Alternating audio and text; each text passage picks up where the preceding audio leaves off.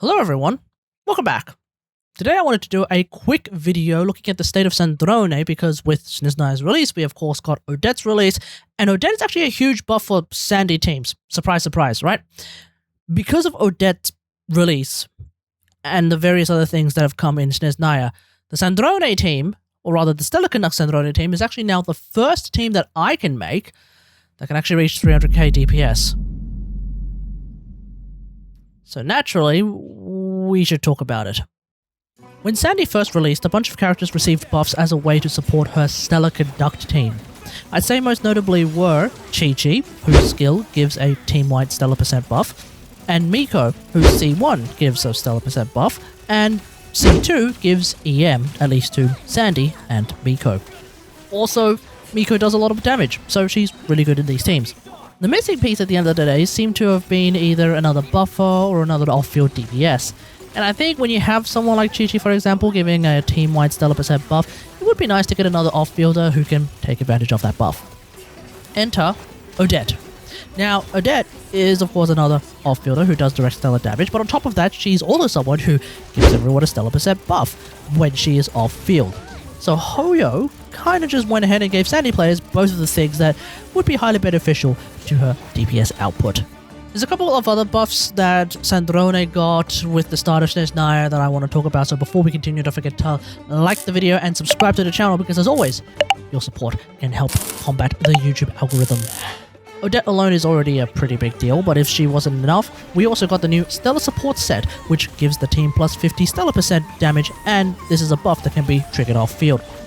Because the new set needs the holder to either trigger a stellar reaction or do direct stellar damage, Odette and CMC and Stellar Swirl teams appear to be some of the best characters to actually hold it. Now that being said, someone like Qiqi can use it too, but in Sandy's StellarConduct team with the typically overwhelming Cryo Aura, if it's a standard triple Cryo team, she's not going to be able to trigger StellarConduct all that often, meaning the only way that she can actually give the team more stellar percent from the set bonus is of course to use her ult to do direct stellar damage. And on top of that, there's two new 4-star weapons that can be used on someone like Sandrone. The first one, of course, is Blade of Atonement. It's a craftable weapon, it has an attack percent substat, and it gives EM and stellar percent whenever Sandy triggers a reaction, which, come to think of it, might not work for her, again, because of that aforementioned overwhelming Cryo Aura, but there are ways to play around it. For starters, if you make a double Electro team, for example, it's typically a lot easier to make this happen. Now, I personally haven't made this weapon. Instead, I'm gunning for the Battle Pass option called Forged by the Golden Melody. It's a crit rate substat, as almost per usual. Hard to not overcap on crit rate with Sandrone right now though, because it turns out that Sandrone gets more crit rate, Fire Ascension, and then of course don't forget, the StellarConduct set also gives crit rate. Sandy actually gets a rotating buff from attack into EM into stellar percent. If she manages to trigger a stellar reaction, she does in fact get a second stack of the same buff at the time that it was triggered. That of course lasts a little longer. But again, she does need to be the one who triggers the reaction, which is a lot easier to do if you actually play something like a double Electro StellarConduct team. Oh yeah, by the way, right now you can only get the Battle Pass weapon at R1, naturally, and that seems to be around about the same strength as an R5 Mailed Flower, so I guess in the future it's going to be noticeably better, but for now it's kind of even. Just a quick note about triggering StellarConduct reactions with Sandy specifically. We do have at least one tool available that can in fact help with this, and that is actually going to be Miko's ult. Yes, the very same Miko ult that a lot of TCers would say you shouldn't use. I'm telling you, you should use it. One thing that most folks probably haven't thought about in a while is that Miko's ult actually has no ICD.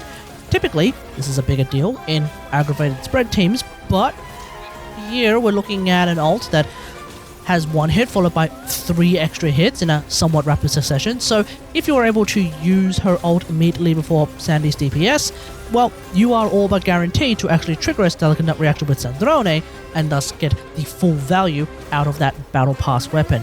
And also keep in mind, you can always drop her turrets first, then get back to her and use her ult, and then not even worry about her turrets again until what is considered the next rotation, because that's another buff that Miko got. The ult doesn't destroy turrets anymore. But back to the Odette of it all. Prior to her release, the best Sandrone team I could come up with was with Xilonen, Qiqi, and Miko. And now that we have such things like the StellarSupport set available, here's a comparison between the two teams to really demonstrate how much stronger someone like Odette is versus someone like Qiqi at the very least. And in both cases, I'm using Miko's ult to get me that Electro Aura for Sandrone to react with. I think the big takeaway from this is that, of course, Qiqi not using her ult pretty much means that she's just a buffer and a healer. But because our healing would have already been taken care of by someone like Xilonen, Odette being a buffer and an off-field DPS will obviously outperform Qiqi by a significant amount. In this case, it's an 80k DPS increase with Odette over Qiqi.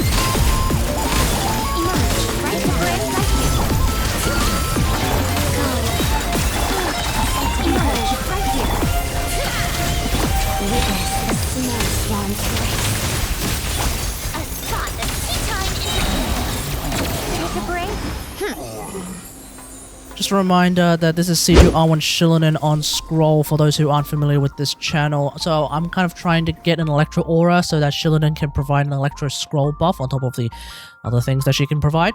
It's kind of important, but it's not exactly world ending. I wouldn't worry too much about losing out on that because in a StellarConduct team, Miko's DPS is a little more than half, I believe, of her total output. But, you know, if you can't get it, it's fine. It is what it is. You can always try and use Miko's normal attacks and turrets instead to try and get that Electro Aura. It's not the most reliable thing on the planet. Her ult is just far more reliable, again, because of not having that ICD. I do want to also note that for me specifically, I do actually get a similar performance out of this team if I were to use Miko's ult to guarantee the Electro Aura for Electro Scroll as opposed to getting Sandy's weapon value. But that would probably be best explained by her being C6 God Miko, so naturally she's doing more of the team's DPS.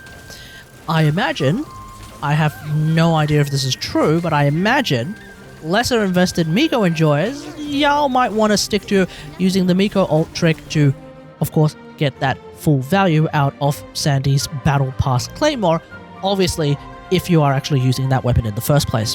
One thing that's also been a major contention from the TC is that Odette's ult is a DPS loss for this team, and if you saw in this demonstration, I nearly hit 300k DPS whilst using that ult.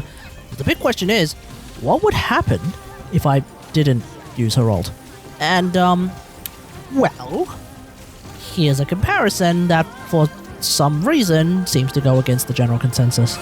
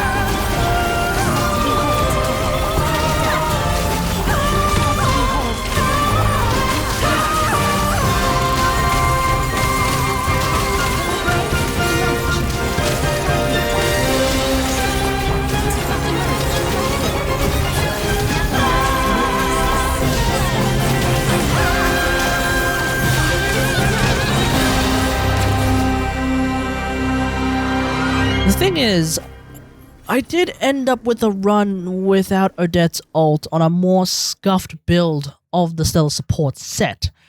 And that actually did get past 300k DPS.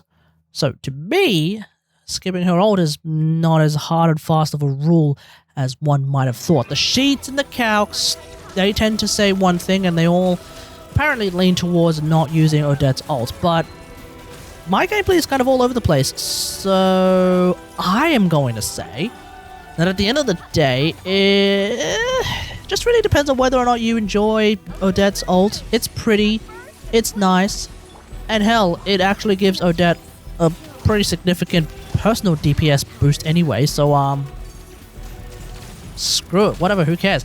I, for one, am going to keep using it regardless, unless for whatever reason I somehow come across some kind of content that I can almost clear but not quite yet, which obviously on my account is practically impossible at this point. Obviously it's been a while since Naya's release, and I did complain a little earlier that my StellarSupport building has been kind of scuffed. That's, I think, no longer the case, so here's the new and far nicer looking StellarSupport build that I am actually running on Odette. I was thinking about commenting on Stellar Swirl memes with Sandy, but like I discussed in the Cryo Traveller video, Stellar Swirl, even with someone like Sandy and Odette together, it's kind of really scuffed right now for some reason, so no point regurgitating those observations again. But speaking of the Traveller, I do want to mention I was able to get 265k DPS with StellarConduct Cryo Traveller in the Cryo Traveller video, and now you've seen me do nearly 300k DPS with Sandy. That, to me, speaks to how strong the Cryo Traveller is, as they are that close to Sandy, at least on my account. And even then, we'll eventually get more talent levels and even more StellarConduct percent from future Constellations and refines on the Exophane's blade. So by the time we're done with all the map expansions for Naya, I'll definitely be revisiting whether or not the Cryo Traveller has somehow managed to surpass Sandrone in the StellarConduct teams. Oh, and for the Miko-less among us, I'd recommend at least grabbing Alosha in some capacity. I've got him at C1 and he's basically functional, but if you can get a C2, that does seem to be a really nice quality of life talent, at least at bare minimum. Both contain Cross Spear and the Cesnyan Craftable are probably your go-to weapons for him so that you can get his ult back every rotation. That actually seems to be quite important in order to trigger his attack percent buff. Even though I have C6 Gold Miko, I did go ahead and actually build Alosha to some extent, if for no other reason than to be able to play the standy StellarConduct team in regular Teyvat shenanigans without killing everything instantly, so it's kind of a moment of suffering from success, at least for me. I think that'll do it for this video. In summary, Odette's obviously a really solid off-fielder support for Sandy. She can do the DPS, she can give the buff works for everyone, but Odette herself actually, which means if you actually want Odette to also do that extra StellarConduct damage, that obviously comes from her ult actually. I think that's kind of how the design was in the first place. But again, if you want to use her ult, if you don't want to use her ult, that's entirely up to you. Either way, let me know what you think about all of this in the comments below. Are you enjoying the StellarConduct Sandy teams? I don't think anyone's actually enjoying the Stellar Swirl Sandy teams at the present moment because they are just scuffed. I mean, you take the DPS out for a second, they're not the most boring things in the world. They are actually kind of fun to play around with, and, you know, Stellar Swirl was a new reaction, so there's a little bit of novelty in that, but I think given time, folks are not going to be playing Stellar Swirl Sandy anytime soon, unless, of course, we finally one day get that off-field Animo DPS that can do Stellar Swirl direct damage, so, we'll just have to see. Because for whatever reason, even having Odette on the team is just not cutting it. So that's a bit strange to me. Anyway, hope you guys enjoyed. If you like this video, hit that like button, subscribe for more Genshin Impact action, and as always, until next time, I'll see you guys later. Thanks for watching. Bye.